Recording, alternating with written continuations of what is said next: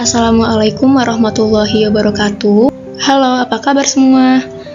Baik, di video kali ini akan membahas materi pembelajaran matematika dari kelas 9 SMP. Yuk kita simak videonya. Nah, materi yang kita bahas pada kali ini yaitu transformasi geometri. Mungkin beberapa dari kalian baru mendengar istilah ini ya.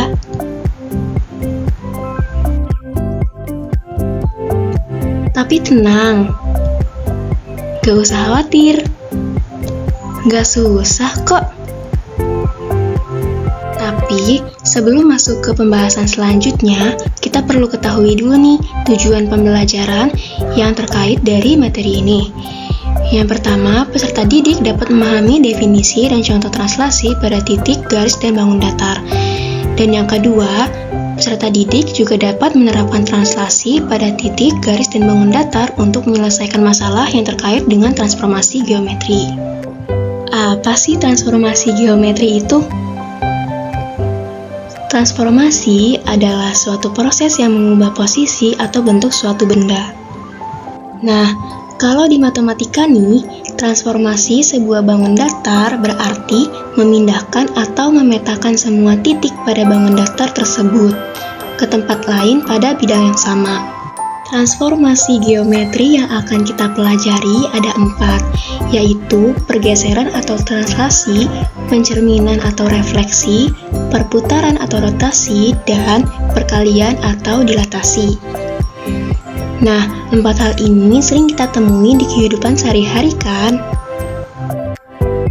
Dimana seringnya kita bercermin, terus muncullah bayangan kita di cermin dengan bentuk yang sama, atau mindahin bidak catur saat kita main catur sama teman. Ini contoh transformasi di kehidupan sehari-hari. Nah, di video kali ini kita akan mempelajari apa itu pergeseran atau translasi. Coba ibu mau tanya, menurut kalian apa sih translasi itu? Apa ya kira-kira?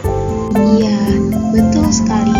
Jadi, translasi atau yang biasa disebut apa ya tadi? Nah, pergeseran ini adalah suatu transformasi yang memindahkan setiap titik pada suatu bidang atau bangun geometri dari suatu posisi ke posisi yang lain. Ibu mau tanya, apa ya kira-kira contohnya? Bisa kalian sebutin nggak salah satunya? Iya, contoh sederhananya bisa dilihat ya, ada seorang siswa yang sedang mendorong meja ini. Nah, jika dia berhasil mendorongnya, berarti posisi mejanya pasti bergeser dong. Nah, proses inilah yang disebut sebagai translasi. Nah, jadi translasi pada materi kali ini akan berfokus pada pergeseran titik atau bidang datar yang terjadi dalam koordinat kartesius. Biar lebih jelasnya, kita langsung ke contohnya aja ya. Contoh, titik A 4,5 ditranslasikan sejauh 3 dan negatif 2. Tentukan hasil translasinya. Oke, pertama, kita gambar dulu bidang kartesiusnya seperti ini. Kemudian, kita gambar titik A, yaitu 4,5. Selanjutnya, kita translasikan sejauh 3 satuan ke kanan dan 2 satuan ke bawah. Karena nilainya negatif 2 ya. Nah, kita gambar titik A aksennya, koordinatnya yaitu 7,3. Dari contoh ini, coba kita perhatikan titik A 4,5 ditranslasikan sejauh 3 dan negatif 2, hasilnya adalah titik A aksen yaitu 7,3. Nah, bisakah kalian menyimpulkan sesuatu? Iya, betul. Jadi, jika ada suatu titik X, Y ditranslasikan sejauh AB, maka hasil translasinya adalah titik X ditambah A, Y ditambah B. Dengan A ini adalah pergeseran untuk sumbu X. Jika A ini positif, berarti dia bergesernya ke kanan. Kalau dia negatif, berarti bergesernya ke kiri. Nah, kalau B ini adalah pergeseran untuk sumbu Y. Jadi, kalau B-nya itu positif, maka dia bergesernya ke atas. Tetapi kalau negatif berarti bergesernya ke bawah. Gimana? Paham kan? Sekarang coba tanpa kalian gambarkan di bidang kartesius, tentukan hasil translasi dari titik C1, negatif 3 yang digeser sejauh 3 satuan ke kiri dan 4 satuan ke atas. Kita tulis titik C1, negatif 3 ditranslasikan dengan faktor translasinya negatif 3. Karena ke arah kiri, jadi tandanya negatif dan positif 4. Kita cari titik C aksennya. Nah, X ditambah A. Artinya 1 ditambah dengan negatif 3. Atau kita tulis 1 kurang 3.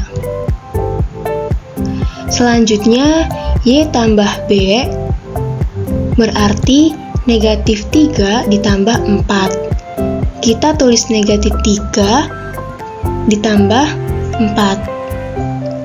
Oke, jadi titik C aksennya adalah negatif 2,1. Gampang-gampang gimana gitu ya? Lanjut, kita akan mentranslasikan bangun datar nih. Misal, ada segitiga yang titik sudutnya itu A 1,2, B 4,2, dan C 3,5. Segitiga ini akan kita translasikan sebesar 4 dan 2. Artinya, 4 satuan ke kanan dan 2 satuan ke atas. Di mana ya kira-kira posisi segitiganya setelah ditranslasikan? Nah, pada translasi bangun datar, kita harus melakukan translasi pada masing-masing titik sudutnya. Berarti, untuk segitiga ini kita harus mentranslasikan titik A, B, dan C. Dimulai dari titik A dulu ya. Titik A 1,2 kita geser 4 satuan ke kanan. Kemudian 2 satuan ke atas. Didapatlah titik A aksen, yaitu 5,4. Atau kalau kita jumlahkan 1 tambah 4 sama dengan 5 dan 2 tambah 2 sama dengan 4, jadi titik A aksennya yaitu 5,4.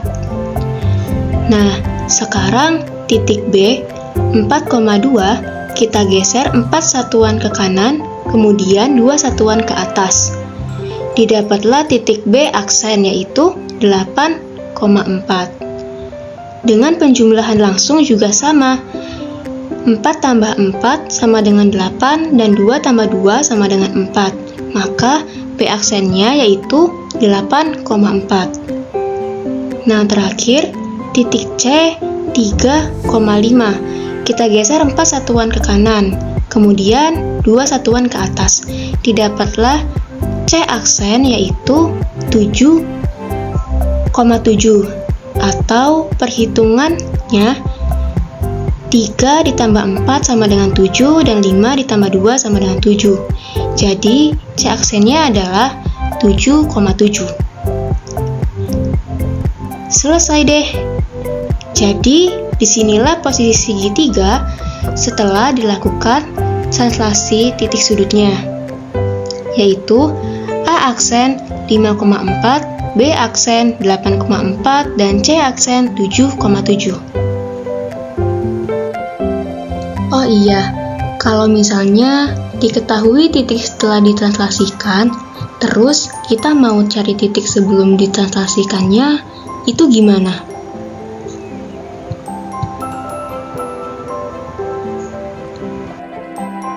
Nah, tadi kan untuk mencari titik setelah translasi itu adalah kita menjumlahkan titiknya dengan beberapa pergeserannya kan? Nah, berarti kalau mau cari titik awal sebelum translasi, tinggal kita kurangkan saja titik setelah translasi dengan pergeserannya. Ketemu deh titik awalnya. Nah, gimana nih? Gampang banget kan materi tentang translasi ini? Latihan soal yuk, biar kalian makin mahir geser-menggesernya. Oke deh, sampai di sini dulu ya video kali ini. Next, kita akan belajar transformasi geometri yang kedua, yaitu tentang refleksi. Apa itu? Tunggu di video selanjutnya ya. Wassalamualaikum warahmatullahi wabarakatuh.